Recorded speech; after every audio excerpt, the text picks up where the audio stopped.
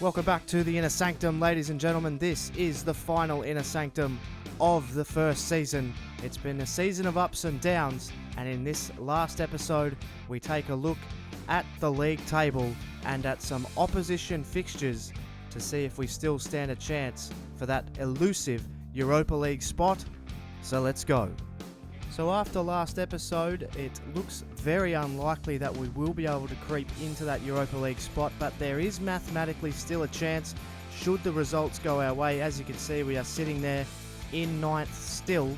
We sort of can't go down any further, but we certainly can move up should Everton and Norwich lose. And as you're about to see, there is a little interesting quirk in the draw that could leave the door ajar, provided we can get wins. But you can see there, Everton just 2 points above us, and Norwich are 5 points above us, and there's still 6 points to play for in the league. So let's go and have a look at who Everton and Norwich have in their final two games. So you can see here the final fixtures for all of the teams. You can see Everton face Leicester City up first. That's a very winnable game for them. And as you saw, they are only 2 points ahead of us. Norwich have a tough task up against the league leaders Manchester United. So the door is ajar there for Norwich to potentially get nothing from that game. We've seen the power of Manchester United in the past. They're a very, very good outfit and the runaway leaders of the Premier League. You can also see the final fixture of the season, Everton versus Norwich. So there is a chance that one of the two teams may get nothing from that game. So as I said, the door is ajar, provided that we can lift ourselves out of the bad form that we're in and we can start scoring goals and maybe get the players to lift. But the door is slightly ajar should the results be kind to us. So it's going to be interesting to see, and we'll be keeping a keen eye on Everton and Norwich. So that's going to do it for the Inner Sanctum. I'd like to take this opportunity to thank everybody for the support on this series so far. As mentioned before, we face Newcastle at Villa Park and a crucial away clash with Arsenal at the Emirates. So as always, if you're enjoying this episode, make sure you hit the like button and subscribe if you're new. But for now, it's on to the action as we take on Newcastle. Welcome, ladies and gentlemen. It's match day 37 in the Barclays Premier League as Aston Villa host Newcastle from Villa Park. Well, it's now or never for Aston Villa, who are relying on other results to even have a chance at Europa League football next season. They need to win here today and again at Arsenal to have any chance.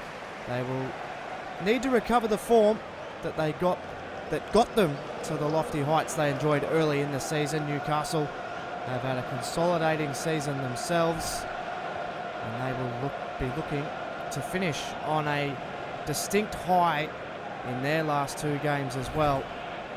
They are in no real danger of moving up or down on the Premier League table. Newcastle, Aston Villa with a lot to play for. Here's the team. He's going to try and get it done. Divock Origi and Jamie Vardy start up front. Origi's had his trouble scoring for the Villains with just 2 goals this season. Heel behind them, Sinclair and Adama Traore will take up the wide positions to try and give them some space and service.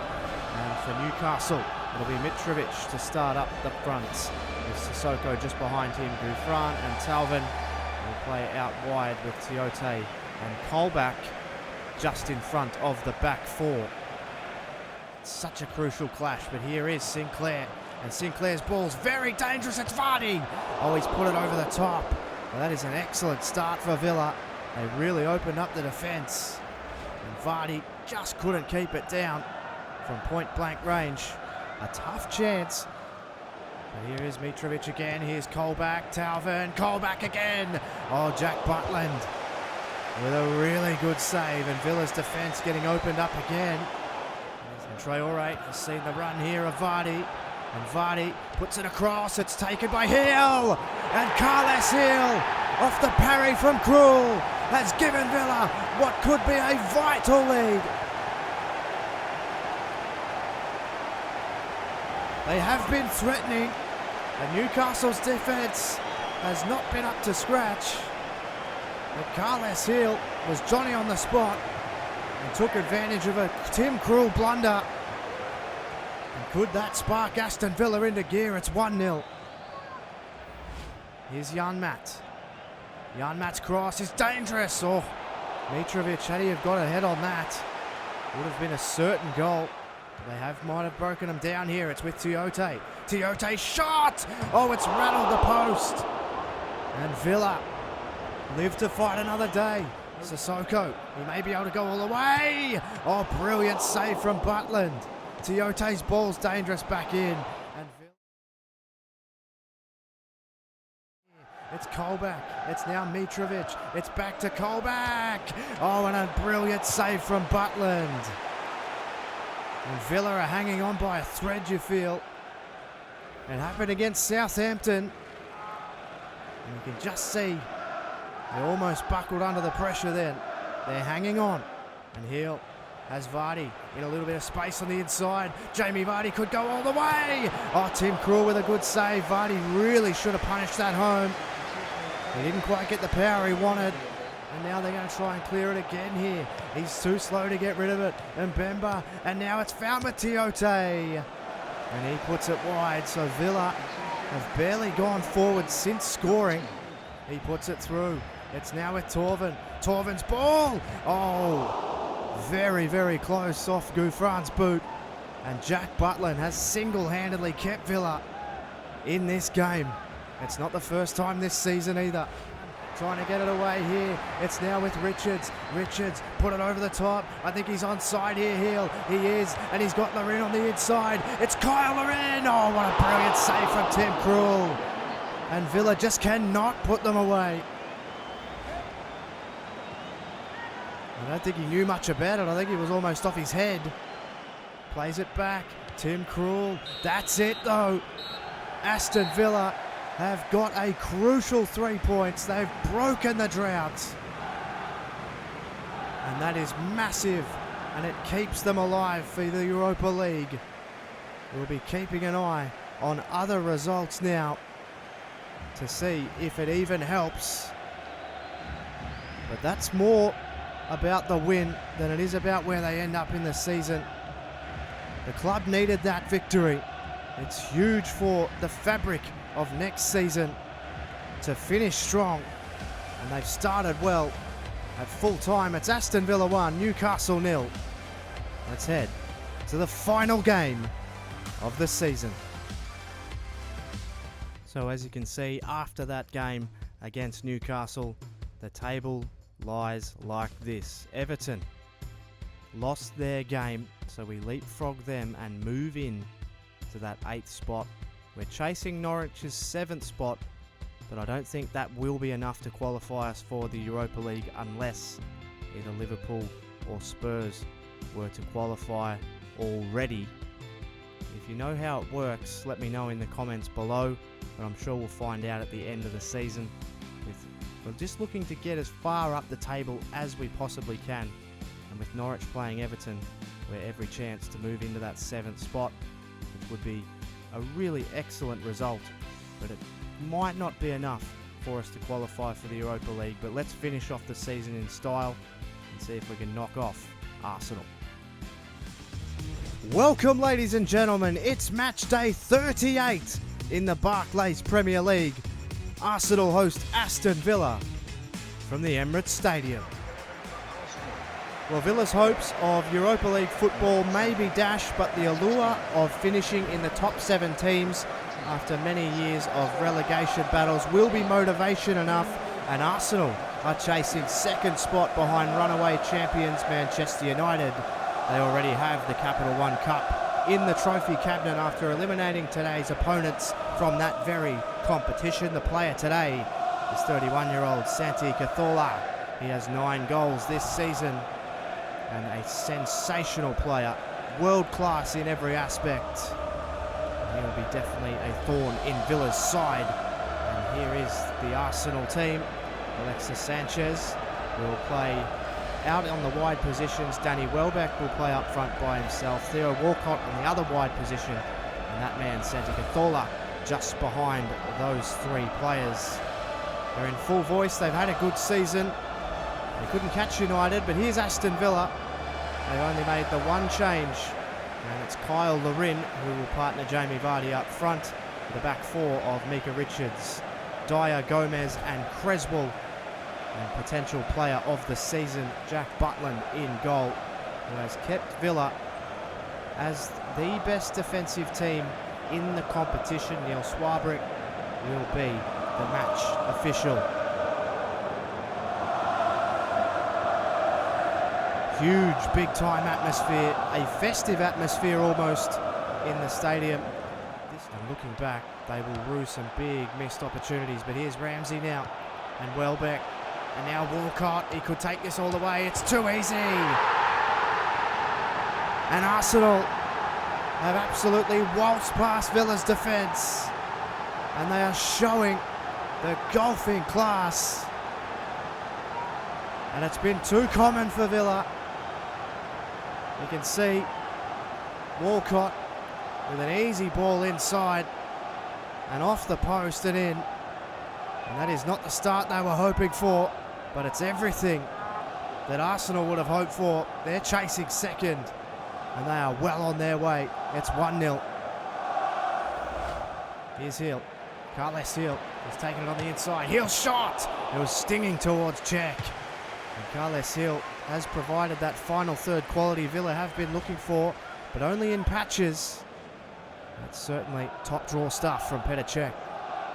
Dyer, he won it down, and Hill, he hit it. But it only hit a wall of Arsenal players. So many Arsenal players back. Villa struggling to get through. And that's a poor ball. That's not how you do it. Bellerino plays it back to Cech. Petr Cech took a heavy touch, but Laurent Koscielny brings it across. Sanchez, though, plays it forward now. Here's Vardy. He sees the run. It's Traore. And Traore's ball to Larin. And Mertesacker stands tall. So a good chance for Villa. Here's Sinclair's ball. It's Traore. And it's Richards, who couldn't bring it under control. That was a big chance for Mika Richards. Bellerin. Larin now. It's with Kyle Larin. Can he get the shot away? And another brilliant piece of defending. They even make a huge error, but somebody there to cover. And Laurent Koscielny with a brilliant save. Plays it towards the back post. It's Dyer that's won it. And Petr Cech takes it with minimal fuss. Vardy waiting for that run of Traore. And it is still with Adama Traore here. Now he has the speed here, Traore. He could even go all the way here, Adama Traore. Oh, it's a brilliant save from point blank range from Petr Cech. The ball's crossed in. Koscielny tries to bring it down. Villa not going to go out without a whimper here. Now Cazorla. He releases him. And Alexis Sanchez is away. So much class all over the field. Sanchez, he gets the cross in, and it's Olivier Giroud. And that will put the icing on the cake. A brilliant bit of play, very typical Arsenal. And they found the head of Olivier Giroud. And that sinks Aston Villa's season. And it will potentially propel Arsenal to second on the table. It's a brilliant ball, but it was 2-on-1. It's weak defending. And Aston Villa will need to do some soul searching in the off-season if they think they can be a European contending team. They could take a few lessons from this side. It's 2-0. So perhaps the final play of the Premier League season for these two sides, and what a shot that was. Arsenal so impressive. They have finished strong, and they finished off a whimpering Aston Villa. And that shot with the outside of the boot was stinging. And Larin. But that will finish the season. Arsenal dominate Aston Villa. And certainly not for the first time this season. But there is a bigger story at hand. It's the end of the Premier League season. And Olivier Giroud finishes with a goal. Arsenal finish on a high. Villa finish the way they that many would have expected them to finish. And that is very disappointingly. They reached as high as 4th in the Premier League. They've since sunk to mid-table.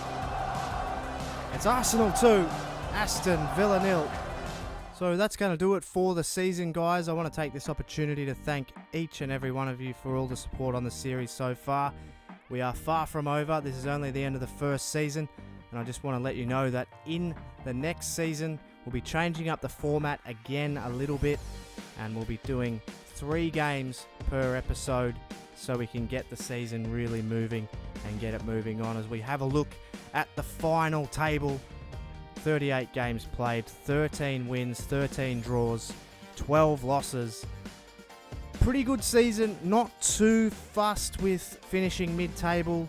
The only concern that I may have will be with the board. They may potentially not like the fact that we promised them Europa League football.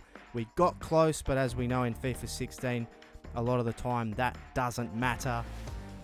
Everton ended up beating Norwich, so had we have beaten Arsenal in that game, which we never looked like doing, we would have finished 7th in the Premier League table.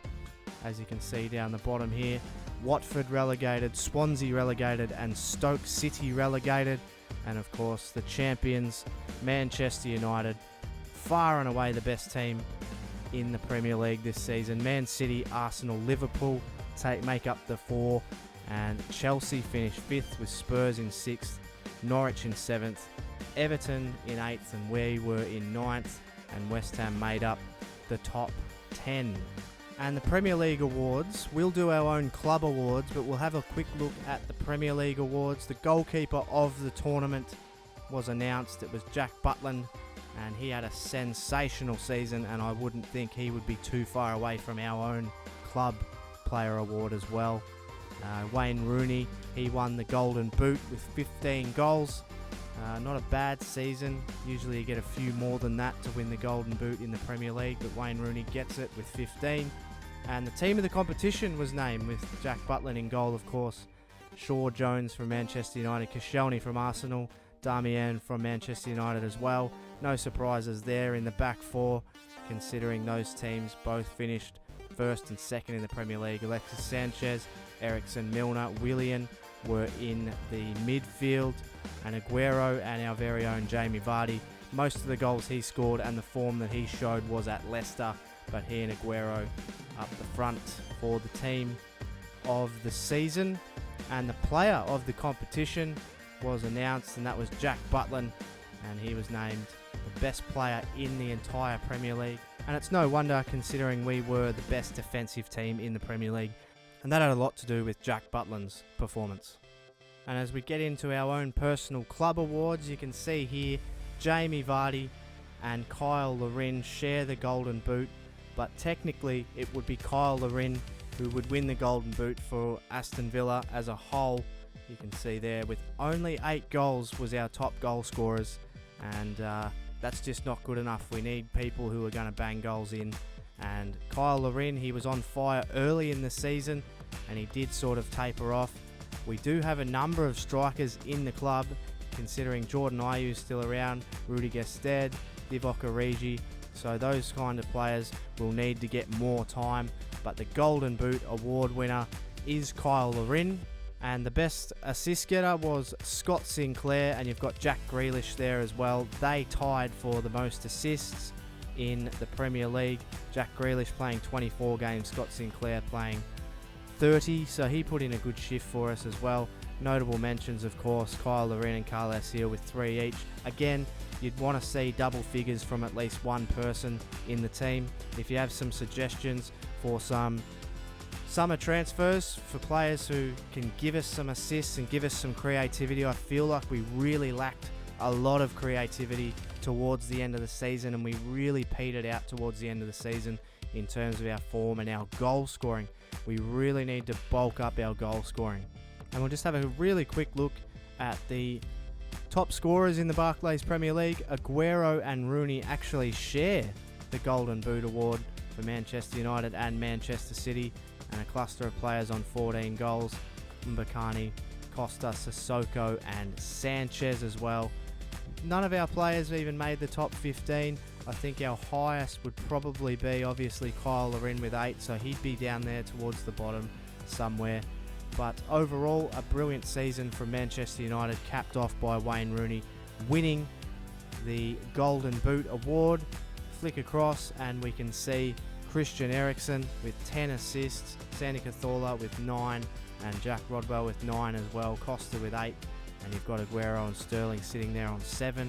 So a brilliant season for Kun Aguero, and you've got Inla, Pella, and Cabaye with Welbeck all on 6 as well, and then a cluster of players including our very own Scott Sinclair on 5 assists for the season.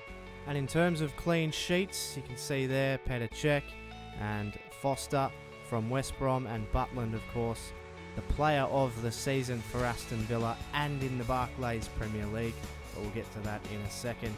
So Crystal Palace, Leicester City players, Speroni and Michael respectively, they ended up with 11, so some good performances in the Premier League this season and plenty of clean sheets to talk about. That might be a byproduct of FIFA 16 being the way it is. It can get very, very tough to score goals, but as you can see there, Jack Butland, our player of the season. And speaking of our player of the season, let's go and have a closer look at Jack Butland. So the board have granted us £7.7 million to head towards the summer transfer window.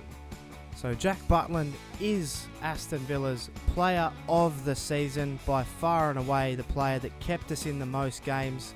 We didn't score a lot of goals, but we didn't concede many either. So Jack Butland is Aston Villa's player of the season. He wears the number 1 and he is number 1 for this season. So congratulations Jack Butland, and thank you very much to you guys for suggesting Jack Butland as a signing.